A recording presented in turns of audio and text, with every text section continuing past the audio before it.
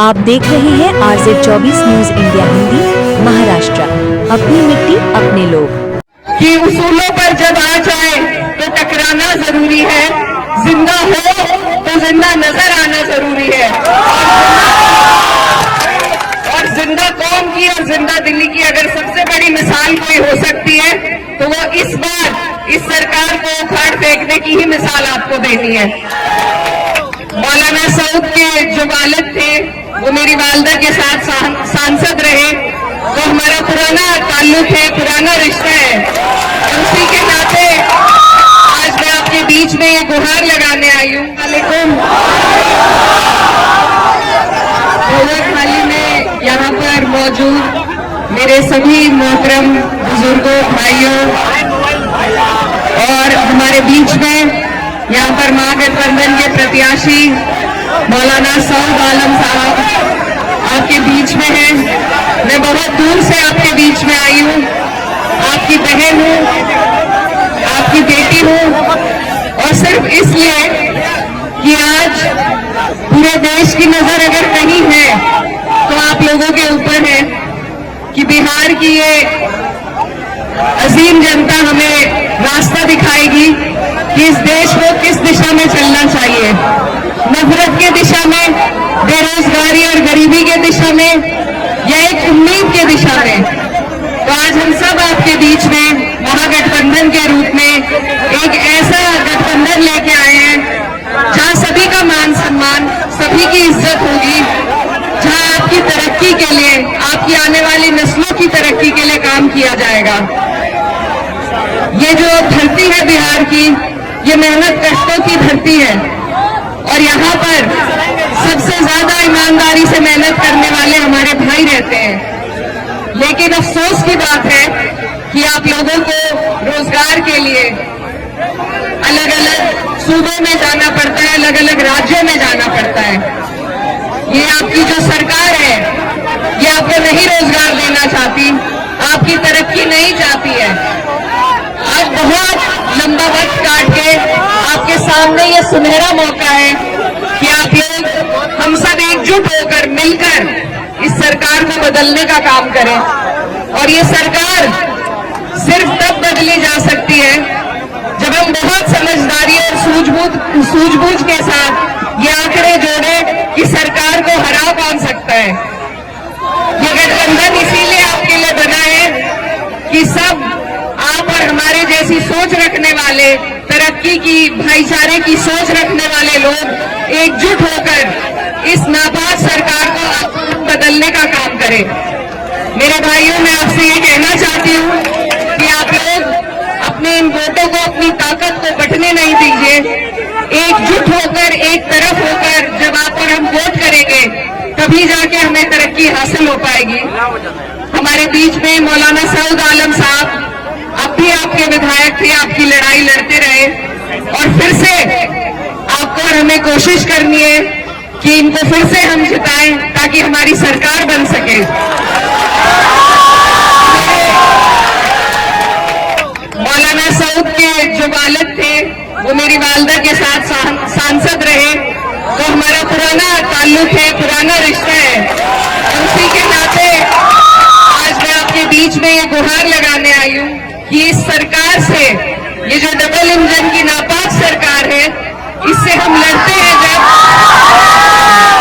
इससे हमें लड़ना पड़ता है आपके मुद्दों पे, चाहे वो वक्फ का मुद्दा हो या आपकी तरक्की, आपकी बेहतराई के लिए, आपकी रोजगार के लिए कोई मुद्दा हो। जब हम लड़ते हैं तो आपकी और हमारी लड़ाई के से का फायदा उठाकर जो लोग जीत के इस सरकार में बैठे हैं, उन्होंने किस तरीके से आपको और हमें धोखा देने का काम किया, ये बात आपको जरूर याद रखनी है। ये एक सिस्टम के तहत आपके और हमारे इदारों को बिल्कुल खत्म करना चाहते हैं ताकि आप और हम तालीम से, रोजगार से, तरक्की से दूर हों।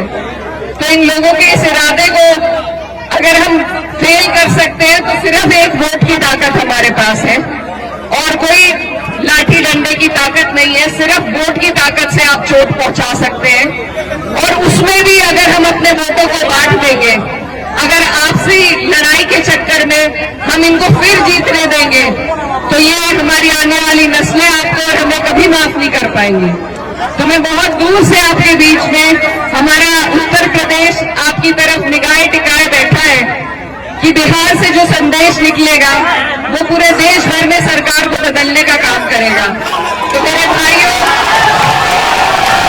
आपसे मेरी यही गुजारिश है बार बार कि सभी लोग, माननीय अखिलेश यादव जी, राहुल गांधी जी, तेजस्वी यादव जी, सभी लोग कोशिश कर रहे हैं, आपके बीच में आ रहे हैं।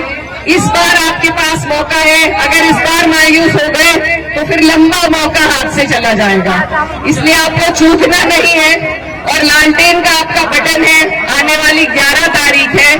मैं आपकी बेटी, हमारे यहाँ बेटी बहन की बात कोई नहीं टालता, तो मैं उम्मीद करती हूँ कि बिहार की जनता भी पहली बार मुझे यहाँ आने पर मेरा मान सम्मान रखेगी, अपना प्यार देगी और हमारे भाई मौलाना सऊद आलम साहब को एक एक वोट देने का काम करेंगे। और भी जो लोग हैं वो भी अपने हैं, वो भी लड़ रहे हैं, लेकिन मेरा बस आपसे ये सवाल है कि वोट डालने से पहले ये सोचिए कि क्या वो सरकार बना सकते हैं। अगर वो सरकार के नजदीक पहुंचते हैं तो आप बेशक वोट उन्हें दे दीजिए, लेकिन वो नहीं पहुंचेंगे, उन्हें अगर वोट दिए जाएंगे, बटेंगे अगर हमारे वोट, तो सरकार फिर से भाजपा की बनेगी। और इस बार भाजपा नीतीश जी को मुख्यमंत्री भी नहीं बनाएगी, इस बार वो खुद कब्जा लेगी। तो अब तक जो हालात थे वो बद से बदतर आपके हो जाएंगे, इसलिए आपको पहले ही अपनी सुरक्षा करनी है और उसका जरिया मैंने जैसा आपको बताया सिर्फ वोट का है आपके पास। इस बार आपको नहीं बैठना है, आपको एक एक वोट एकजुट होकर अपने प्रत्याशी लालटेन पर देने का काम करना है। तो इन्हीं बातों के साथ मैं उम्मीद करती हूँ कि बोआखाली की ये जनता, ये गयूर आवाम सही फैसला लेगी, लालटेन का बटन दबाएगी और मौलाना सऊद साहब को यहाँ से जिताने का फिर से काम करेगी।